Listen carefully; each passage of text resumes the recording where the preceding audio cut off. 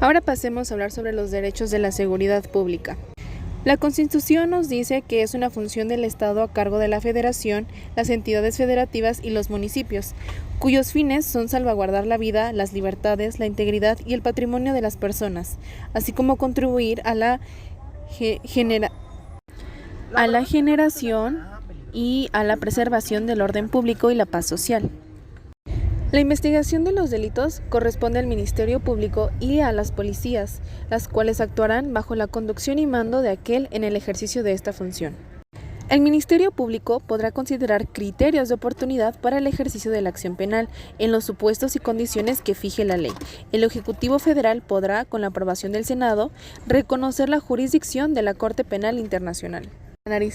Ahora pasemos a hablar al derecho de acceso a la información que nos dice el artículo 6 de la Constitución mexicana, el cual nos dice que toda persona tiene el derecho al libre acceso de información plural y oportuna, así como a buscar, recibir y difundir información. Así que como mexicanos tenemos la oportunidad de exigir el acceso a la información por parte del Estado. Ahora veamos qué nos dice la Constitución sobre el derecho de petición, en donde el artículo 8 nos dice que los funcionarios y empleados públicos respetarán el ejercicio del derecho de petición, siempre que éste formule por escrito, de manera específica y respetuosa, pero en materia política solo podrán hacer uso de derecho los ciudadanos de la República. Expresándonos así el artículo 8 que todos los mexicanos tenemos este derecho de petición con ciertos rubros a calificar. Ahora veamos el derecho de posesión de armas y qué nos dice la Constitución sobre este. El artículo 10 es el que nos habla de que todos los mexicanos que habitan en nuestro país tienen el derecho a poder poseer armas en su domicilio para su seguridad y legítima defensa, con la excepción de las prohibidas por la ley federal y de las reservadas para el uso exclusivo de la Fuerza Armada.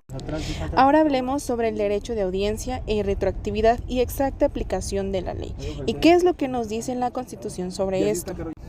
El artículo 14 es el que nos habla de que ninguna ley se dará efecto retroactivo en perjuicio de persona alguna, que nadie puede ser privado de la libertad o de sus propiedades, posesiones o derechos, sino mediante juicio seguido ante los tribunales.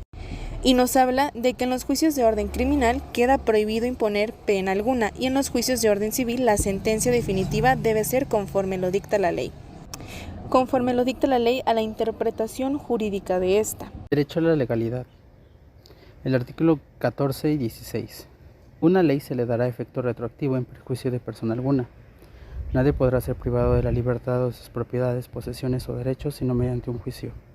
Nadie puede ser molestado en su persona, familia, domicilio, papeles o posesiones sino en virtud del mandamiento escrito de la autoridad competente, que funde y motive la causa legal del procedimiento. Toda persona tiene derecho a la protección de sus datos personales, al acceso, rectificación y cancelación de los mismos, así como manifestar su oposición. Derecho de acceso a la justicia. Ninguna persona podrá hacerse justicia por sí misma, ni ejercer violencia para reclamar su derecho. Toda persona tiene derecho a que se le administre justicia por tribunales que estarán expedidos para impartirla en los plazos y términos que fijen las leyes, emitiendo sus resoluciones de manera pronta, completa e imparcial. Su servicio será gratuito. Solo por delitos que merezcan pena privativa de libertad habrá lugar a prisión preventiva. El sitio de esa será distinta del que se destinare para la extensión de las penas y estarán completamente separados. El sistema penitenciario se organizará sobre la base del respeto a los derechos humanos, del trabajo, la capacitación para el mismo, la educación, la salud y el deporte como medios para lograr la reinserción social del sentenciado y procurar que no vuelva a delinquir, observando los beneficios que para él prevé la ley. Las mujeres compugnarán sus penas en lugares separados a los destinados a los hombres para tal efecto. La Federación y las entidades federativas podrán celebrar convenios para que los sentenciados por delitos del ámbito de su competencia extingan las penas en establecimientos penitenciarios dependientes de una jurisdicción diversa. La Federación y las entidades federativas establecerán en el ámbito de sus respectivas competencias un sistema integral de justicia para adolescentes, que será aplicable a quienes se atribuya la comisión o participación de un hecho que la ley señale como delito y tenga entre 12 años cumplidos y menos de 18 años de edad.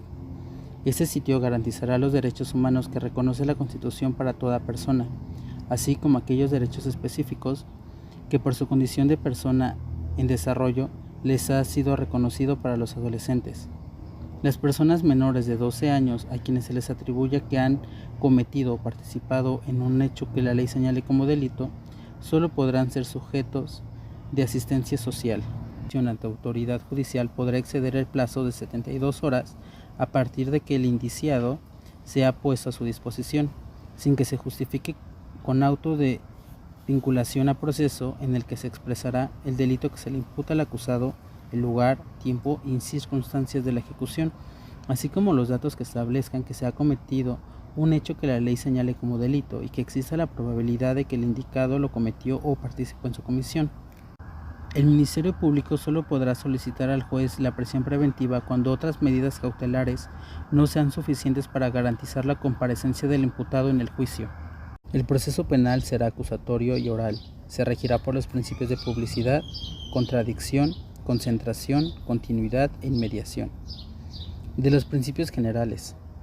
El proceso penal tendrá por objeto el esclarecimiento de los hechos, proteger al inocente, procurar que el culpable no quede impune y que los daños causados por el delito se reparen. Toda audiencia se desarrollará en presencia del juez. La carga de la prueba para demostrar la culpabilidad corresponde a la parte acusadora, conforme lo establezca el tipo penal. El juez solo condenará cuando exista convicción de la culpabilidad del proceso. Cualquier prueba obtenida con violencia de derechos fundamentales será nula. De los derechos de toda persona imputada, a que se presuma su inocencia mientras no se declare su responsabilidad mediante sentencia emitida por el juez de la causa. 2. A aclarar o a guardar silencio. A que se le informe tanto en el momento de su detención como en su comparecencia ante el Ministerio Público o juez. Y los derechos del ofendido, recibir asesoría jurídica. Ser informado de los derechos en su favor establece la Constitución, desde la comisión del delito, atención médica y psicológica de urgencia. La investigación de los delitos corresponde al Ministerio Público y a la Policía, las cuales actuarán bajo la conducción y mando de aquel en el ejercicio de esta función. Quedan prohibidas las penas de muerte, de mutilación, de infamia, la marca, los azotes, los palos, el tormento de cualquier especie, la multa excesiva, la confiscación de bienes y cualesquiera otras penas inusitadas y trascendentales. Toda pena deberá ser proporcional al delito que sancione al bien jurídico afectado. Ningún juicio criminal deberá tener más de 3 instancias. Nadie puede ser juzgado por el mismo delito, ya sea que en el juicio se le absuelva o se le condene. Queda prohibida la práctica de absolver de la instancia. Derechos sociales. Debemos entender que el derecho social es aquel derecho que va a prever ciertos grupos o ciertos sectores de personas las cuales tienen un nivel económico algo débil y por ende están un tanto desprotegidos en la sociedad. Y a diferencia de otras clases que a lo mejor no tienen el gran nivel económico, pero que pueden vivir dignamente y gozan de ciertos privilegios que el sector débil no tiene. Es decir, el derecho social va a ser un conjunto de leyes y de disposiciones cuyo fin sea establecer y desarrollar diversos tipos de principios y de procedimientos a favor de un sector débil. Lo que el derecho social hace es proporcionar medios necesarios para poder atender ciertos cumplimientos que les aseguren un bienestar y por ende pueden tener una calidad más digna y decorosa. 1917 fue un año muy importante para los derechos sociales en México. Esto fue porque por primera vez se consagraron en un texto constitucional este tipo de derechos. Esto fue sumamente importante para el país porque dio el inicio a lo que hoy conocemos como el constitucionalismo social de derechos. Derechos que tuvieron un gran impacto para el desarrollo social de amplios sectores de la población. Estos derechos van a nacer en el seno del mismo Estado como un producto de múltiples reflexiones, debates y luchas políticas revolucionarias que se dieron como resultado el nacimiento de estos derechos sociales y la implicación del Estado de forma muy directa y concreta para su materialización a favor del ciudadano. Derechos de los ejidatarios y comuneros. En el artículo 26 se reconoce la personalidad jurídica de los núcleos ejidales y comunales por lo que se les da una posibilidad constitucional y legal para ser propietarios de sus tierras. La diferencia entre ejidos y comunidades consiste en que los ejidos fueron dotados de tierras después de la Revolución, mientras que las comunidades son las que existían como núcleos agrarios propietarios antes de la Revolución y que habían conservado sus tierras o bien se les fueron restituidas después de este movimiento armado.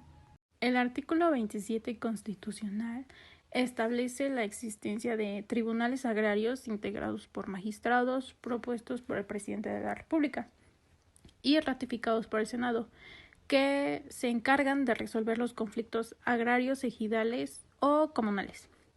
Y por último, este artículo señala que en el Estado debe de procurar generar el empleo y garantizar el bienestar de la población campesina.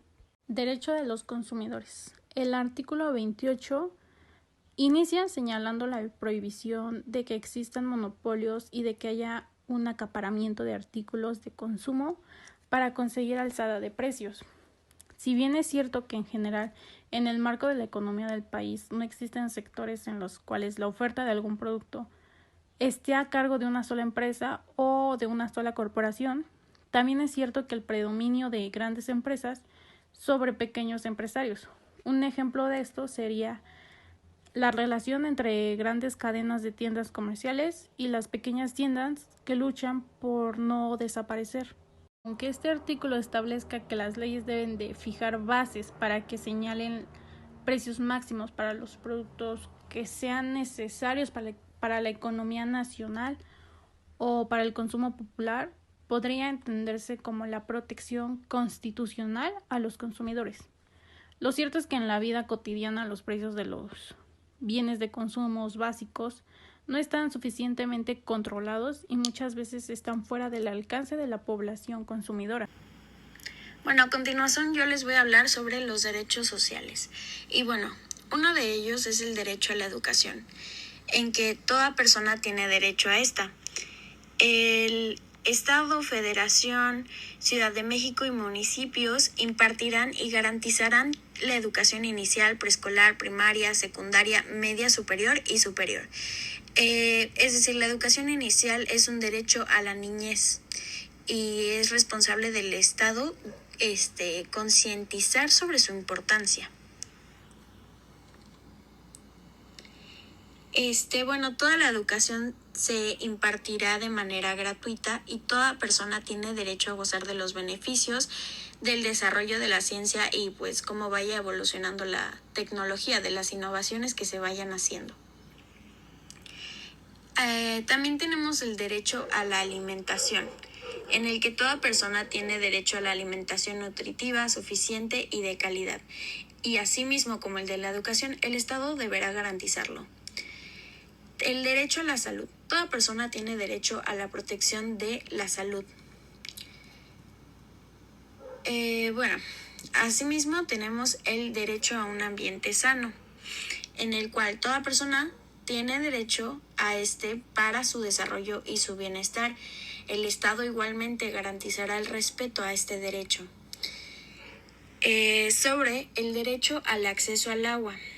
Toda persona tiene derecho al acceso, disposición y saneamiento de agua para su consumo personal y doméstico en forma suficiente, salubre, aceptable y asequible.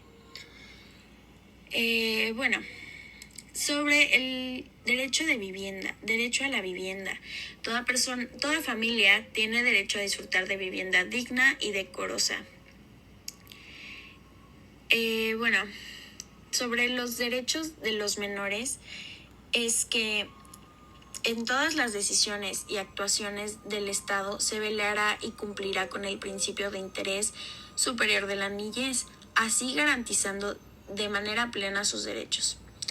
Esto que los niños y las niñas tienen derecho a la satisfacción de sus necesidades, como la alimentación, la salud, la educación y su sano esparcimiento para su desarrollo integral.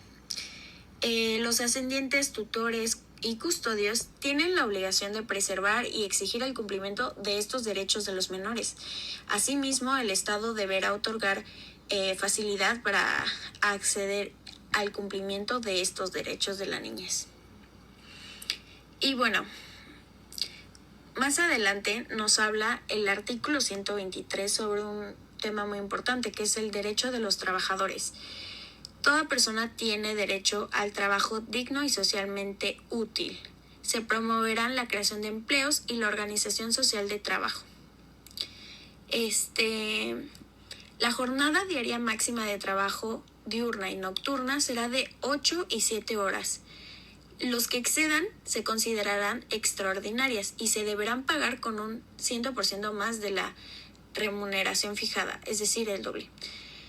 Por cada 6 días de trabajo se le deberá otorgar un día de descanso mínimo y así con su goce de salario. Los trabajadores gozarán de vacaciones que nunca serán menores a 20 días por año. Los salarios serán fijados en los presupuestos respectivos sin que su cuantía pueda ser disminuida durante la vigencia de estos. Y en ningún caso los salarios podrán ser menores al mínimo para los trabajadores. O sea, ¿cuál es el salario mínimo? A trabajo igual corresponde un salario igual, sin tener en cuenta el sexo. Mujeres y hombres deberán ganar lo mismo conforme a su puesto. Y solo podrán hacerse retenciones, descuentos, deducciones o embargos de salarios para los casos que ya prevé la ley. Los trabajadores gozarán de derechos de escalafón a fin de que los ascensos se otorguen en función de los conocimientos, aptitudes y antigüedad, es decir, que puedan subir de puesto. Los trabajadores solo pueden ser suspendidos por causa justificada. En caso de que no esté justificada, tendrán derecho a optar por su reinstalación o un trabajo por la indemnización que les corresponda. Los trabajadores tienen derecho a asociarse para la defensa de sus derechos, es decir, pueden hacer el uso de su derecho de huelga. La seguridad social se organiza conforme a lo siguiente: cubrir accidentes y enfermedades profesionales. Si hay un accidente o enfermedad, se conserva el derecho al trabajo por el tiempo que determine la ley.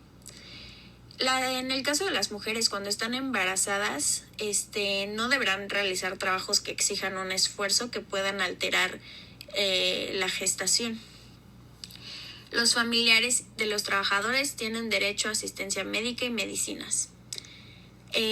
Asimismo, se establecerán centros para vacaciones y para recuperación. Y finalmente, se proporcionarán a los trabajadores habitaciones baratas en arrendamiento o venta conforme a programas que ya previamente se aprobaron. Esto sería todo en cuanto a los derechos sociales. La acción colectiva. El Código Federal de Procedimientos Civiles en su artículo 579 nos dice que la acción colectiva es procedente para la tutela de las pretensiones cuya titularidad corresponda a una colectividad de personas, así como para el ejercicio de las pretensiones individuales cuya titularidad corresponde a los miembros de un grupo de personas. El artículo 17 constitucional nos menciona que el Congreso de la Unión expedirá las leyes que regulen las acciones colectivas. Tales leyes determinarán las materias de aplicación, los procedimientos judiciales y los mecanismos de reparación del daño. Los jueces federales conocerán de forma exclusiva sobre estos procedimientos y mecanismos. Tal proyecto de adicionar este párrafo a la Constitución se hizo con el fin de incorporar en la Constitución las acciones colectivas, enfatizando que corresponderá al legislador ordinario la adecuada interpretación del contenido y esencia de la reforma, con la finalidad de que se prevean acciones y procedimientos ágiles, sencillos y accesibles a todo grupo de individuos que permitan alcanzar los fines propuestos.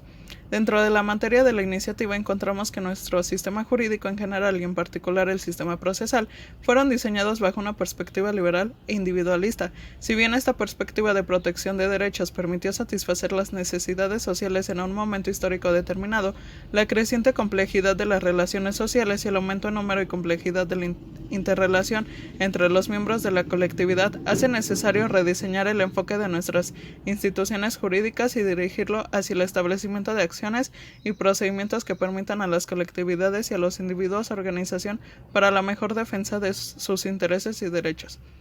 El juicio de amparo indirecto bajo intereses jurídicos ilegítimos.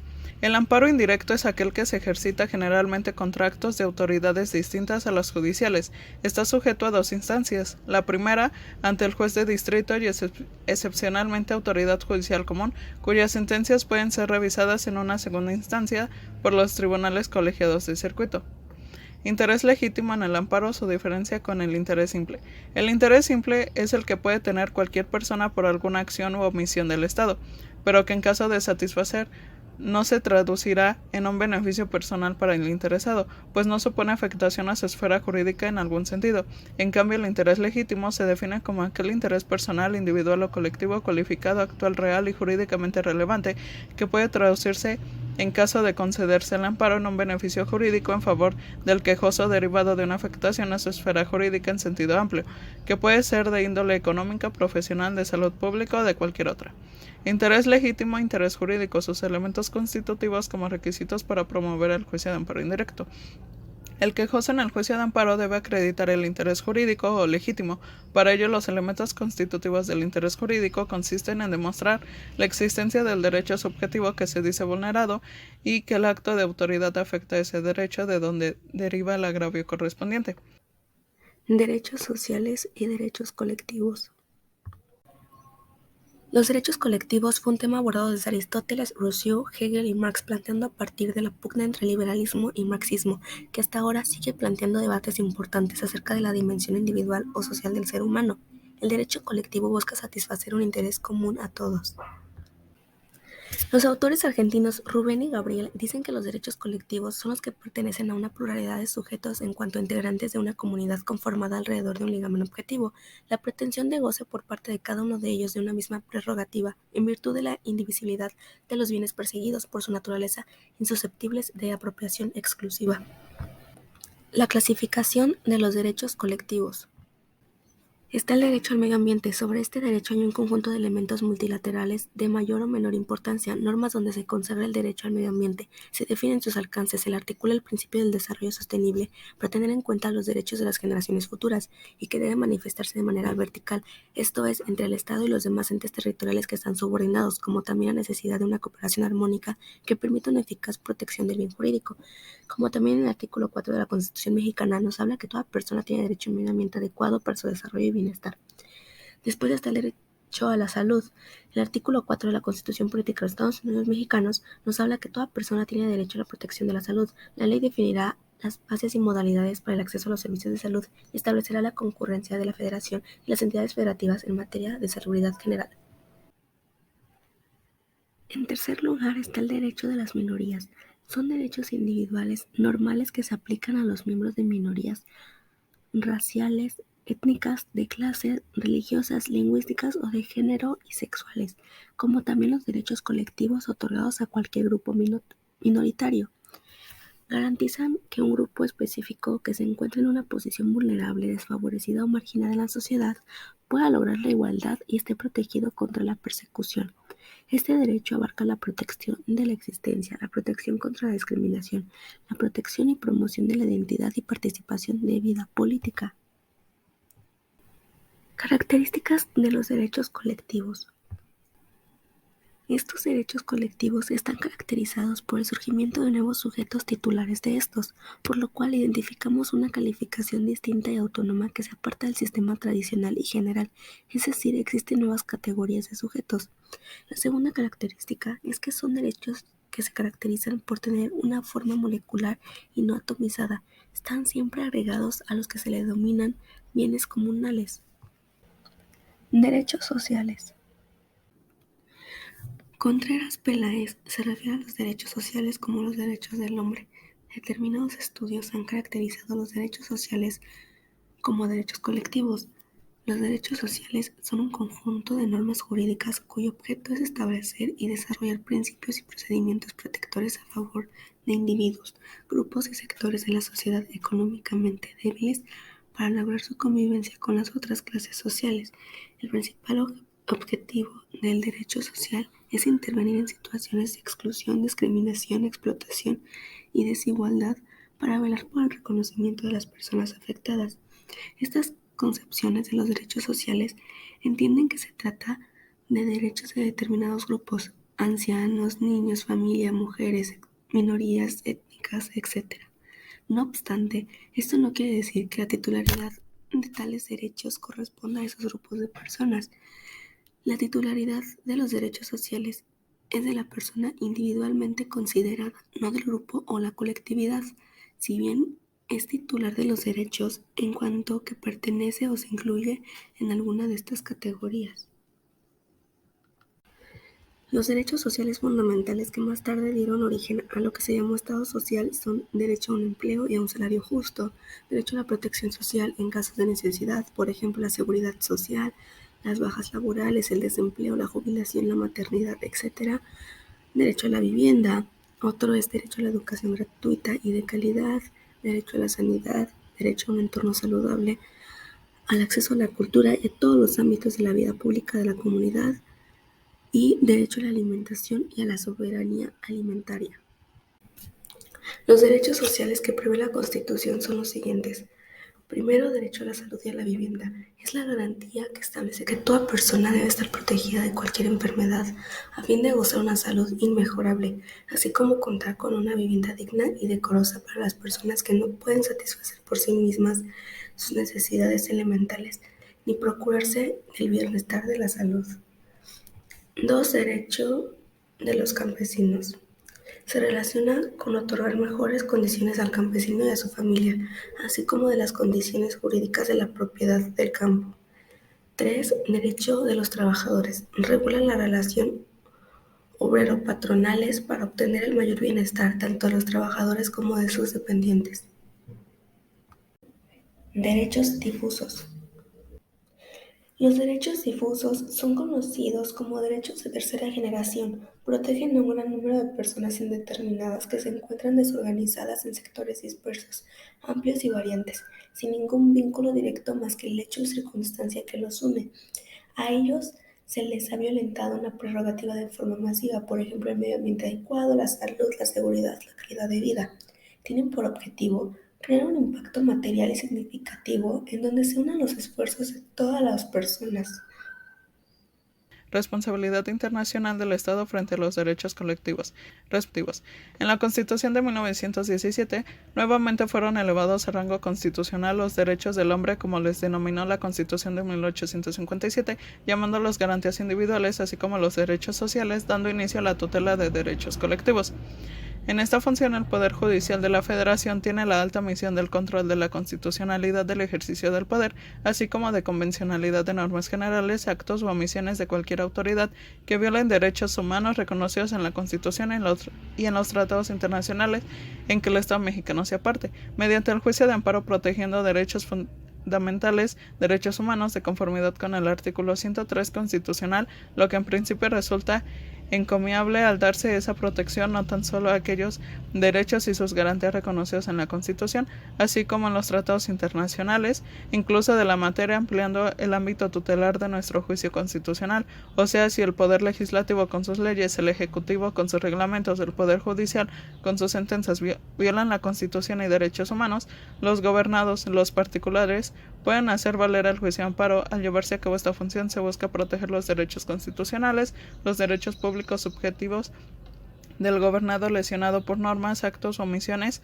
de cualquier autoridad, manteniendo con ello el orden constitucional, incluso la legalidad.